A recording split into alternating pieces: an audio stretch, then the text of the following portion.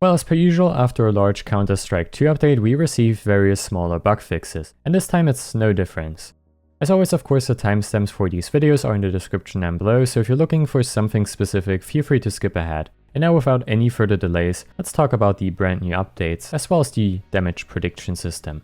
Let's start off briefly with this new system, which Valve has added in the latest update. On one hand, it's a really neat feature to be honest, as it makes the game very responsive when it works, and I really have to stretch that when it works. However, when the system doesn't actually work, then how do you feel about hitting a dink with an AK? Let's say like 2 or 3 times in a row, and then once you die the game tells you that you did not actually deal any damage. Yikes.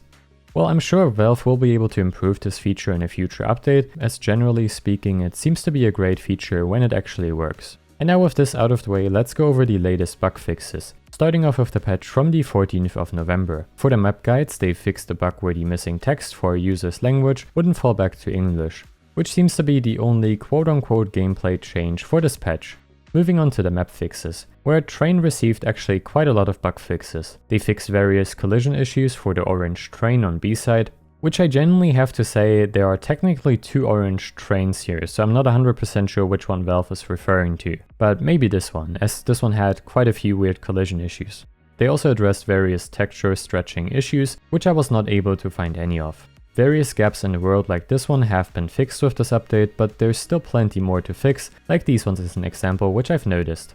They also disabled the player collisions for the radio, which you could previously kick around like a football.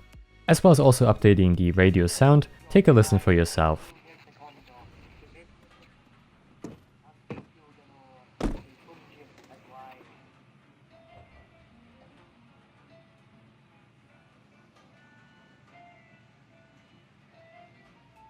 Valve also added V-physics to a platform gap in T-spawn, which I have no clue what this refers to. I tried looking for a gap where you could get stuck in, as this patch note basically sounds like that, but I was unable to find anything. If you know more about this, feel free to leave a comment down below, would be very much appreciated.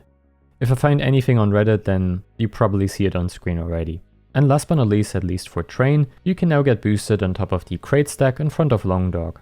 On Overpass they fixed the lighting bug, which I could not find again, apologies for that, as well as fixing the sounds you make when walking on the new mud surfaces. Rest in peace to the water.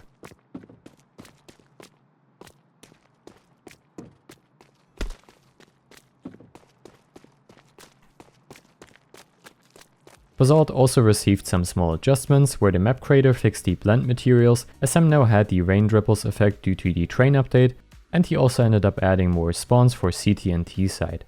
Moving on to the update from the 15th of November, which only brings bug fixes for Train. They removed an unintended boost in B halls, which I'm pretty sure refers to the one showcased by DuDuck on Twitter, full credits go to him. As well as adding grenade collisions to out of bounds areas, and the broken ceiling on bomb site B, which was previously missing its collisions. This gap by the Long Dog exit was also fixed, which allowed you to look for a lot of geometry. And Valve also addressed the collision type on the oil car on bomb site B, which previously had some very bizarre collisions.